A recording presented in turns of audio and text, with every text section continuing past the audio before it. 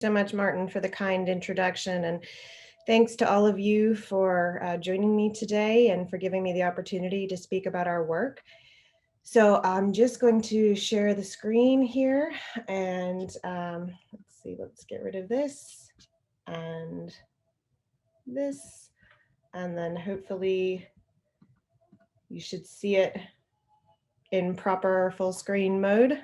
Oops, yeah, okay, Martin's giving me a nod, so I think we're good to go. Okay, so yes, it's a real pleasure and honor to be giving the keynote address this morning, and I do wish I was in Switzerland though to be with you all and enjoy the beautiful scenery.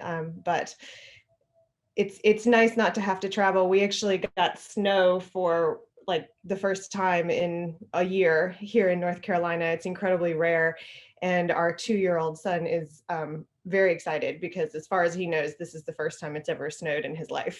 So I do have like a sort of a Swiss view out of my window right now, where everything's very beautiful and white and snowy. Okay, so I'm going to start off with an introduction to NICEEM and ICFAM. I thought I'd get the very painful acronyms out of the way first at the beginning of the talk. So Martin already spoke out the entire full length of NICEEM's name. We are a nested acronym, so the N stands for National Toxicology Program.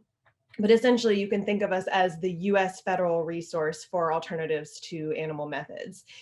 And we support a congressionally mandated committee of U.S. agencies that are loosely but evenly divided between regulatory agencies and research agencies.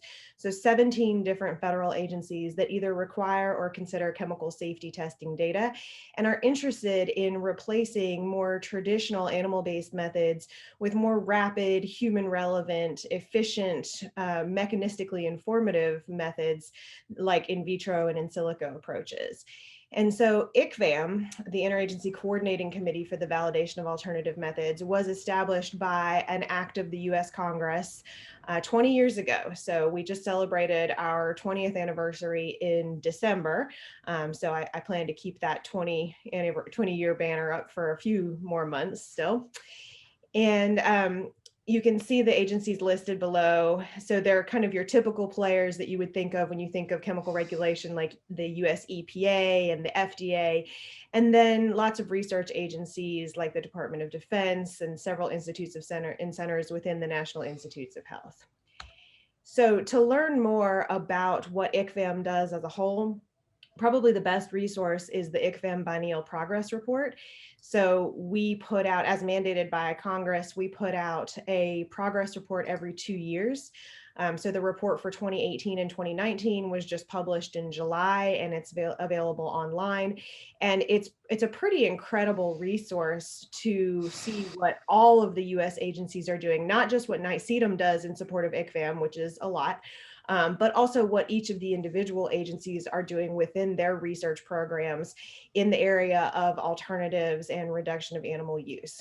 And then another nice resource that I would encourage you all to take advantage of is subscribing to our email list, NICEEM News.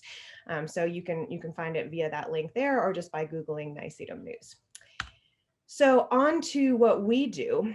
So NICEEM has a tremendous number of projects. I will not be able to talk to you about all of them today because we don't have that much time. I'll be focusing on our computational portfolio, and many of these projects really rely upon us having a very strong program in computational resource development and augmented intelligence. And for those of you who are not familiar with the term, I'll go into that in much more detail. But just to show you that we have our hands in basically almost sort of every endpoint you can think of. So we have specific projects in the areas of acute toxicities, of more chronic repeat dose toxicities like carcinogenesis or developmental or reproductive toxicity. We also work in the space of biomedical research more and more lately. So looking at things like animal-free production of affinity reagents and antibodies, microphysiological systems. And then, as I mentioned, we spend a ton of time and effort. In fact, the light blue portion of the pie here represents the resources that we devote towards computational tool development and computational toxicology.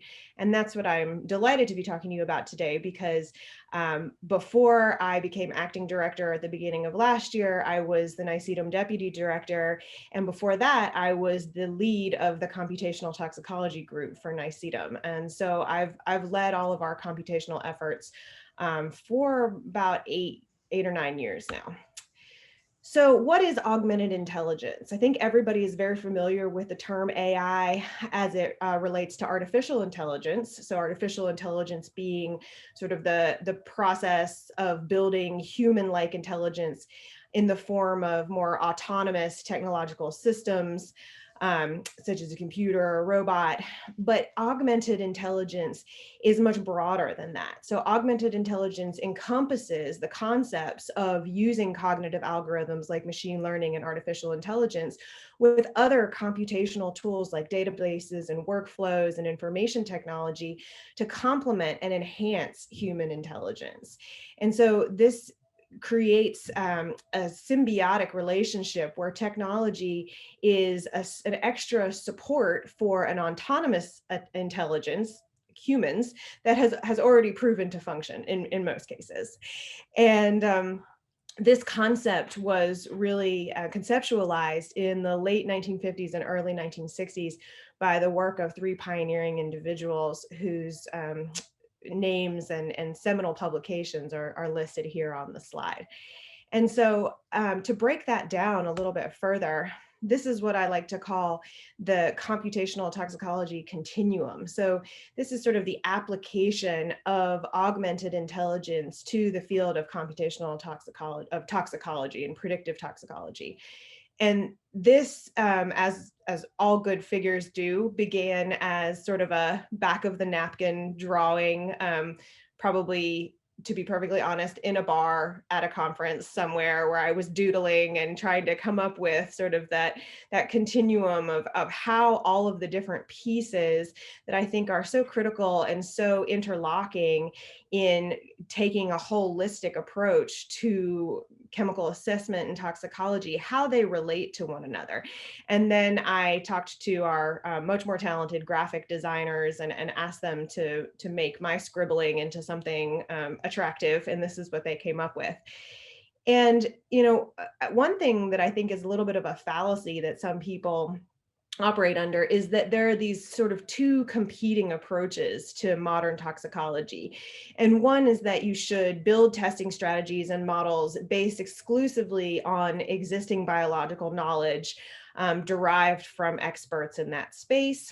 And then the other is that if you just generate as much data as possible, and you can just throw the computers at it and let the machines sort it out. And that's sort of the big data philosophy.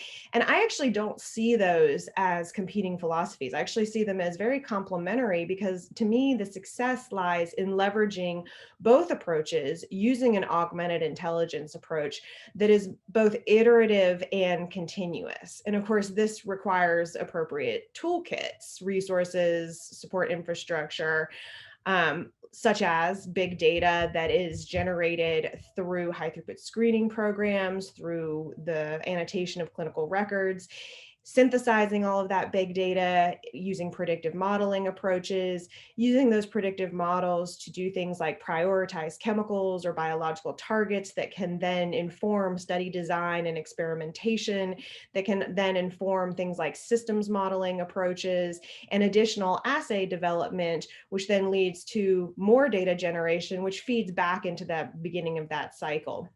And all of these resources that I have reflected here should ideally adhere to what are called FAIR principles to really facilitate the interoperability and the communication of all of the parts of this continuum to support effective regulatory and safety and efficacy decisions. So what are FAIR principles? FAIR principles are sort of a really kind of straightforward but brilliant set of concepts that were conceived of about 5 years ago by a group of scientists and researchers and journal editors and data scientists. And they are simply that data and data objects, so that includes things like code to analyze data, computational models, and data sets themselves, should be findable, accessible, and that means accessible by both humans and machines, interoperable, so ideally described in a way that they can be joined with other data sets and they're parsable and accessible, and then reusable. So the documentation and the metadata is sufficient to allow integration and linkage with other data sources. And this is especially important when it comes to the concept of validating alternatives. So the validation workflow for most alternatives really relies upon the curation of existing reference data. So whatever the test method is that's the current regulatory gold standard that you're trying to replace with a new alternative approach, you have to make sure that you have high quality reference data that adheres to those FAIR principles and is computable in a way that allows you to derive things like reliable reference chemicals that can be used to validate your new alternative method. And this is just a workflow that's designed to sort of demonstrate that principle from the cover of Reproductive Toxicology a couple of years ago, when we went through this process of validating the ToxCast androgen receptor pathway model against the Hirschberger, the rodent Hirschberger data in support of the US EPA's endocrine disruptor screening program. Also in support of the endocrine disruptor screening program, we curated a database of rodent uterotrophic studies. So most of the time when you're curating that high quality reference data, it's done fully manually, right? So you start off doing semi-automated, using keywords and using databases like PubMed and Scopus, doing a systematic literature search of the publicly available data. But then once you've identified all of your studies, in this case, we identified almost 800 studies in the literature that used the term uterotrophic or uterotropic or increase in uterine weight.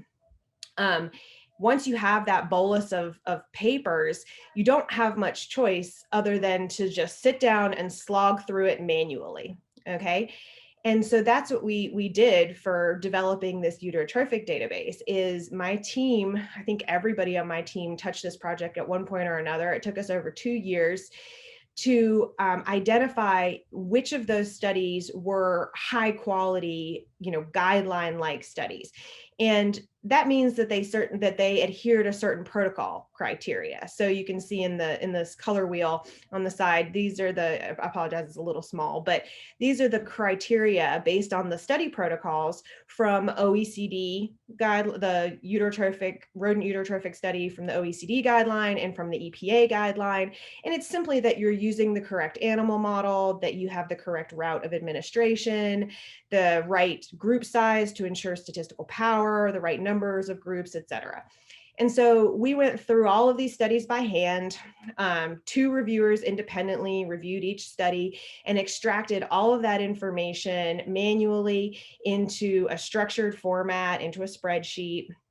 And then from that, we were able to identify, okay, here's the subset of studies, about 120 out of those 800 studies that adhere to all of these study protocols. And so those would be considered high quality guideline-like studies. From within those high quality studies, can we identify a subset of reference chemicals that could be considered reference chemicals? Sorry, a subset of chemicals with reproducible results that could be considered reference chemicals. So this means they were verified in multiple independent studies in terms of their activity or their inactivity. And so we went through that whole process. We identified a very robust list of reference chemicals. We used it to validate the TOX21 and ToxCast ER pathway model. It's now accepted and it's used by the US EPA endocrine disruptor screening program as sort of their first line of information on whether a chemical is considered estrogenic or not.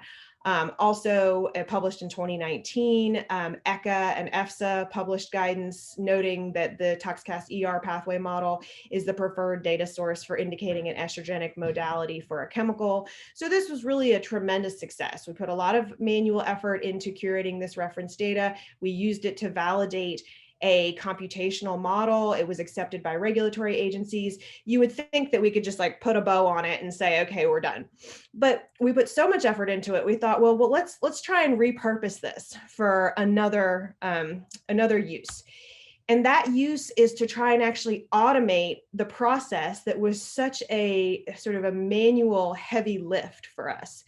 So we've partnered with one of the top natural language processing groups in the world to apply both text mining approaches on their end and machine learning approaches on our end to automate that process of identifying high quality data in the literature.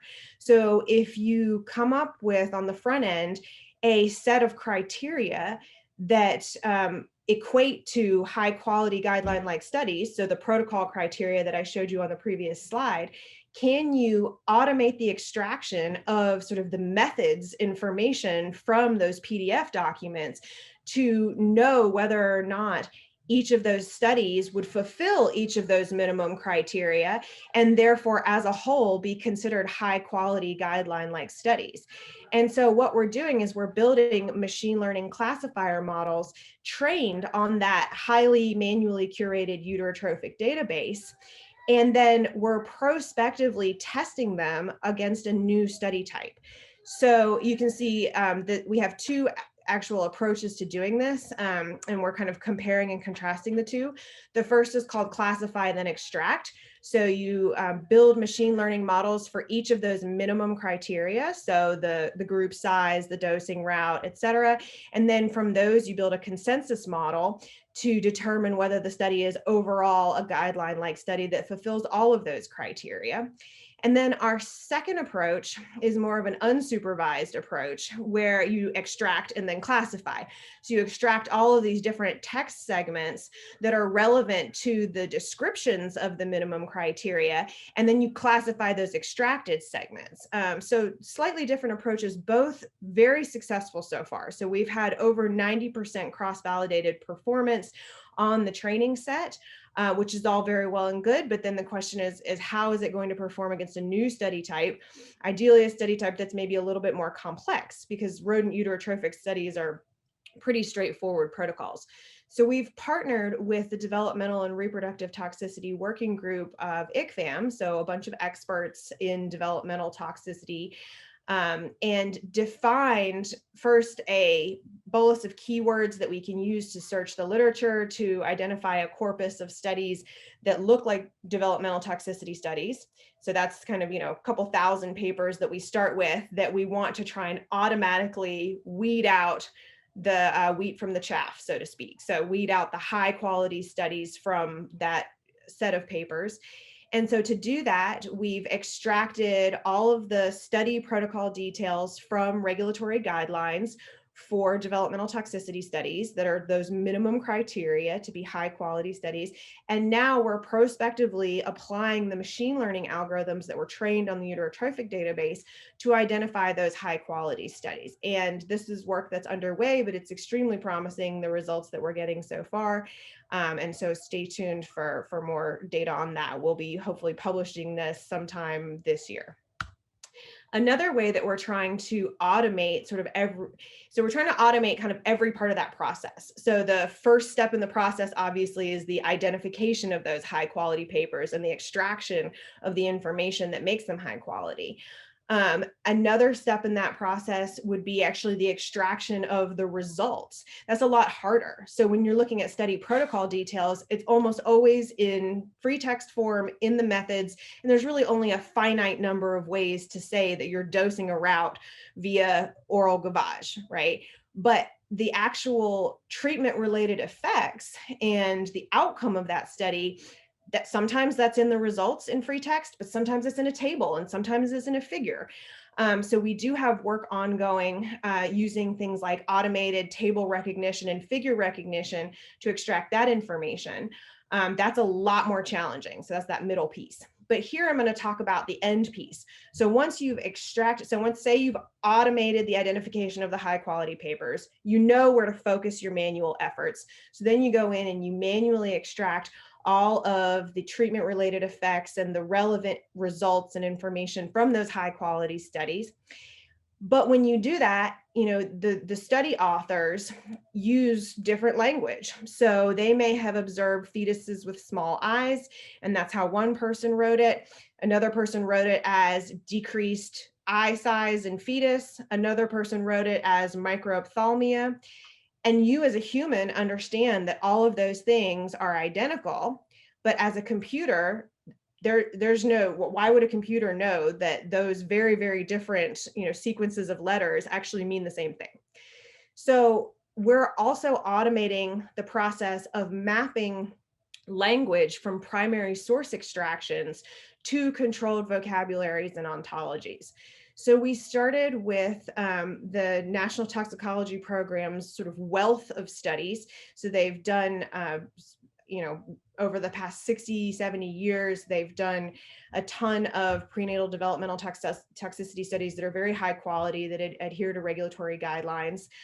We also looked at all of the developmental tox studies that have been submitted to ECHA over the past several decades, and those were reviewed by our developmental tox experts for quality in terms of their adherence to those minimum criteria.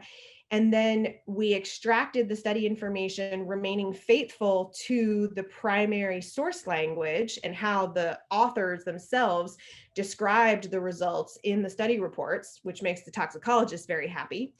And then we've written Python code to actually automate the mapping of those primary source language descriptions to 3 different controlled vocabularies and ontologies. So we started with the Unified Medical Language System that was used by the US EPA to code their toxicological reference database with the intention that then, of course, we would be able to immediately merge those 2 data sets together.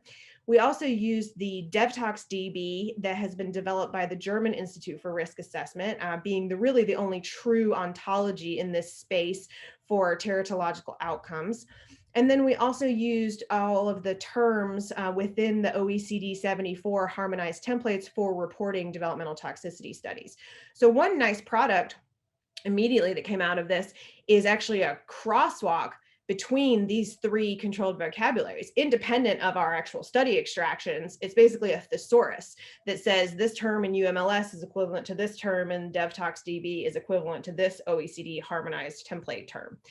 And then we've applied this to all of the study extractions, and we have now a beautiful, structured, computable, searchable database using standardized terminology. And this work is done. It's being written up for publication right now. And this data set will actually be included in the next release of our dashboard and our database resource, which is called the Integrated Chemical Environment, which is what I'm going to spend most of the next part of the talk talking about. So as I mentioned, all of this work is really in support of FAIR principles to encourage interoperability across systems and to really leverage the vast wealth of existing data that we have at our fingertips. And so NIEHS has a number of internal efforts like a data commons or their chemical effects in biological systems database. Our effort here in this space is called the Integrated Chemical Environment. It's a place where folks can go and they can search our data and they can join it. So they can join in vitro data with in silico predictions, with in vivo legacy data. There's computational tools and workflows, and I'll talk a lot about that in more detail. But the idea being is that using these controlled terminologies and these annotations will hopefully allow us to be interoperable with many of these other very rich resources like the EPA's CompTox Chemical Dashboard or the eChem portal or PubChem and many others. So ICE, what is ICE? It's accessible via the web link at the bottom of the screen here. There are 2 recent publications that describe what ICE is. It's a way to access high quality curated data in a structured format, designed for ease of use for many different types of stakeholders. And really to provide sort of intuitive access to data and tools that support things like chemical evaluations, data integration, informatics analysis, alternative method validation, model development. We're really just trying to enable the broader scientific community to really engage in the use of alternatives and computational approaches for assessing chemical safety. So what's in ICE? There's a lot. So the data, I think one of the important things is that the data are highly curated and annotated, particularly the high throughput screening data. I think this is the only place where you can actually get a fully curated version of the ToxCast and the Tox21 data that incorporate things like chemical QC. So all of the chemicals that were tested in the Tox21 program have analytical QC methods that go along with them, where the samples were reviewed to see whether they were high enough purity or they were actually in the well when they were being tested. And so we have a workflow that incorporates all of that information and states whether or not the chemical passed the analytical QC, mainly because we just don't want people building models or making decisions based on bad data, right? We also have put a lot of effort into mapping those endpoints to controlled terminologies and mechanistic targets, and I'll show you some examples of that.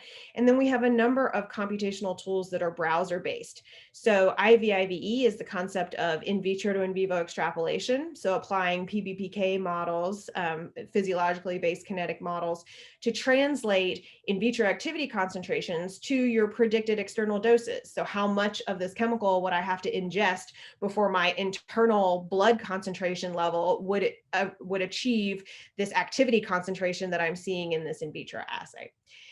And then we have other resources like chemical characterization, where you can look at two lists of chemicals and do things like compare the distributions of their physicochemical properties, or make predictions, toxicity predictions, general structural properties, environmental fate predictions, and compare those across chemical lists. So those QSAR predictions are included in ICE for over 800,000 chemicals, and they're generated by a software called OPERA. So that's the Open Structure Activity Property Relationship application. As I mentioned, it's embedded within ICE, but it's also available as a standalone piece of software that you can download via the NIEHS GitHub. And it covers a wide range of PhysChem and ADME properties, things like pKa. So we have a very recently published model on pK, which is, the ionization state that influences pharmacokinetic and biochemical properties, and sort of the ability for a chemical to cross the plasma membrane and the blood-brain barrier. And that can be combined with log P, which is another predicted output here, to predict things like tissue-specific distribution coefficients and absorption in different locations in the body. We also have a number of models for toxicity endpoints. You can see them listed down here at the bottom, and these were all generated via global collaborative projects. So I call this computational crowdsourcing. So we have developed training sets for these endpoints of several thousand chemicals, reference data, that we then shared with the global QSAR modeling community. So over 40 groups that are like the best in the world from all over the world at developing QSAR models. And then they would give us the model predictions on a held out test set. We would evaluate all of the QSAR models, both quantitatively and qualitatively, and then combine those into consensus models that leverage the strengths of the individual approaches and compensate for the weaknesses. And these are published in a series of publications in Environmental Health Perspectives. The most recent one was to predict acute oral systemic toxicity. It's under review at EHP right now. We got great reviews back, and so expect that to hopefully be accepted within the next couple of weeks. So now just to walk you through, I know better than to try and do a live demo of a tool online via a webinar, but I'll just walk you through some screenshots of what ICE offers. So as I mentioned, the high throughput screening data not only incorporates the chemical QC information and some technology specific flags, but also groups the assays by biological processes and links those biological processes to ontologies like the NCI Metathesaurus and the Gene Ontology Process database. So this helps for folks who aren't familiar with the language around, like, oh, what does ATG _ ERA _ down mean? You have to kind of be fluent in ToxCast lore to know that, like, oh, that's actually a transcription factor assay that's looking at ER alpha in the adagene technology, which is run in HepG2 cells. And so this is a way to sort of try and translate that for the typical user. We've also annotated these assays via a mode of action framework. So each of the high throughput screening assays are mapped to mechanistic targets, which fall under a mode of action framework. So you can see that we have modes of action for things like acute lethality, endocrine, cancer. So we've mapped the assays to both the key characteristics of carcinogens and the hallmarks of cancer, and then developmental and reproductive toxicity modes of action. As I mentioned, we have a graphical user interface to help users go through the process of in vitro to in vivo extrapolation in a way that doesn't require you to know any code. So you can just select a range of in vitro assays and you can just parameterize the model. So you could say, oh, I care about, rat or human species, inhalation dosing, oral dosing. I want a 1-compartment model that's going to incorporate population variability, or I want a 3-compartment PBPK model, lots of different options. And then you just hit a button and that code runs in the background and outputs this box plot right here where you get a range of estimated equivalent administered doses that would be those doses that would be needed to reach internal concentrations equivalent to your activity concentrations in your in vitro assays. And again, just like through everywhere else in ICE, all of these endpoints are annotated to help guide use and interpretation. So you can filter them for particular effects like estrogenic. It tells you which assays you've selected. You can actually overlay in vivo lowest effect levels from existing animal studies to make that comparison. So how far off are my estimated doses that were extrapolated from in vitro concentrations when I compare them with real doses from real animal studies that are measuring the same biology? You guys are the very first to see this. So this is a preview of some upcoming tools. So coming soon, in March, we have a big new release of ICE version 3.3, and we have a bunch of new functionality that we're releasing that I'm super excited about. One of them is called Curve Surfer. So this gives you the ability to interact with the concentration response curves from all the ToxCast and the Tox21 data so that you can look at the data yourself rather than just looking at a hit call and an AC50. You can actually look at it and say, I don't believe that. It's barely above baseline. That's an artifact of the curve fitting algorithm. Or yes, that's a very robust concentration response curve. I believe it. And again, you can filter all of these based on mechanistic target, activity call. You can compare and contrast several different chemicals against one another or different assays against one another. So I'm very excited about that function. We also, so the IVIVE tool currently allows you to do reverse dosimetry, right? So you start with a concentration and you say, work backwards to what dose would I need to achieve that concentration. Now you'll also be able to do forward dosimetry through the PBPK tool. So you say, this is the dose that I started with. What would be the predicted tissue level concentrations for that particular dose? And you can do that for individual chemicals, or you can do that for a range of chemicals and compare and contrast the overall distributions in different tissue compartments.